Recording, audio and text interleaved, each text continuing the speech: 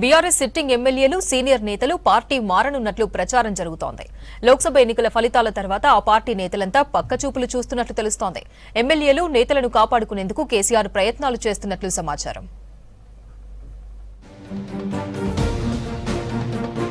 లోక్సభ ఎన్నికల్లో ఘోర ఓటమి తర్వాత బీఆర్ఎస్ నేతలు డైలమాలో పడ్డారు. పార్టీలో కొనసాగితే భవిష్యత్ ఉంటుందా ఉండదా, ఏ పార్టీలో చేరితే బెటర్ అని ఎమ్మెల్యేలు చర్చించుకుంటున్నట్లు తెలుస్తోంది.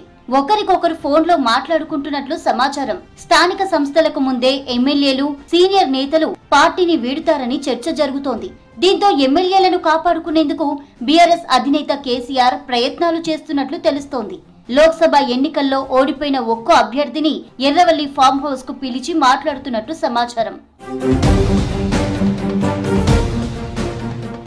రాష్ట్రంలోని 17 పార్లమెంటు స్థానాల్లోనూ 14 చోట్ల బీఆర్ఎస్ 3వ స్థానంలో ఉండడం, 7 స్థానాల్లో డిపాజిట్లు కోల్పోవడం ఆ పార్టీ నేతలను ఆత్మరక్షణలో పడేసింది. సికింద్రాబాద్ కంటోన్మెంట్ ఉప ఎన్నికల్లోనూ ఓడిపోవడం మరింత ఇబ్బందిగా మారింది. దీంతో పార్టీ మనుగడ కష్టమనే భావనకు వచ్చారు నేతలు. ప్రజలు బీఆర్ఎస్ ను విశ్వసించడం లేదని, పార్టీలో ఉంటే భవిష్యత్ ఉంటుందా లేదా అనే డైలామాలో పడ్డారు లీడర్స్. ఏ పార్టీకి వెళ్తే రాజకీయ భవిష్యత్తు బాగుంటుందని సన్నిహితులతో చర్చిస్తున్నట్లు తెలుస్తోంది. రాష్ట్రంలో అధికారంలో ఉన్న కాంగ్రెస్ పార్టీలో చేరితే రాజకీయ భవిష్యత్ ఉంటుందని, నియోజకవర్గంలో అభివృద్ధి పనులు చేసుకోవచ్చని కొందరు బీఆర్ఎస్ సిట్టింగ్ ఎమ్మెల్యేలు, మాజీ ఎమ్మెల్యేలు భావిస్తున్నట్లు సమాచారం. ఇక మరికొందరు కేంద్రంలోని అధికార బీజేపీలో చేరితే ఎలాంటి ఒత్తిళ్లు రావని, దర్యాప్తు సంస్థలు తమ జోలికి రావనే ఆలోచనలో ఉన్నట్లు తెలుస్తోంది.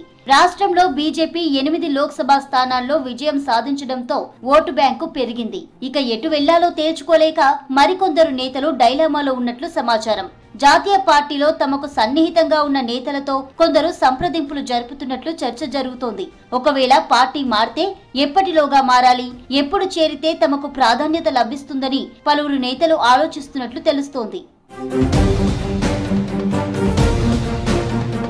పార్లమెంట్ ఎన్నికలకు ముందే బీఆర్ఎస్ పార్టీకి చెందిన ఎమ్మెల్యేలు ఇతర పార్టీల్లో చేరుతారనే ప్రచారం జోరుగా జరిగింది.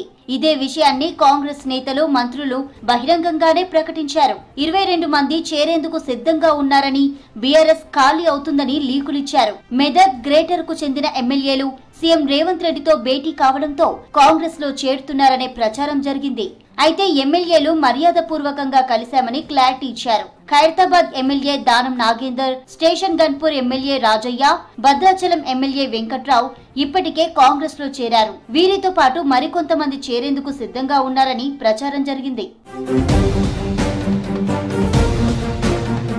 బీఆర్ఎస్ పాలనలో అమలు చేసిన సంక్షేమ పథకాల్లో అవినీతి జరిగిందని, వాటిపై విచారణ జరిపిస్తామని కాంగ్రెస్ ప్రభుత్వం చెబుతోంది. కాళేశ్వరంపై దర్యాప్తు, ఫోన్ ట్యాపింగ్ కేసు, గొర్రెల స్కామ్ లో దర్యాప్తును ముమ్మరం చేసింది. బీఆర్ఎస్ లో కీలకంగా ఉన్న నేతలందరిపై దృష్టి పెట్టడంతో వాళ్లంతా ఆత్మరక్షణ కోసం పార్టీ మారే ఆలోచనలో ఉన్నట్లు సమాచారం. ఇక త్వరలోనే స్థానిక సంస్థల ఎన్నికలు రావడంతో అంతకు ముందే పలువురు బీఆర్ఎస్ నేతలు పార్టీ మారడానికి రంగం సిద్ధం చేసుకున్నట్లు చర్చ జరుగుతోంది. నేతలు పార్టీని వీడకుండా కట్టడి చేసేందుకు ఫామ్ హౌస్ లో లీడర్లతో కేసీఆర్ మంతనాలు జరుపుతున్నట్లు తెలుస్తోంది.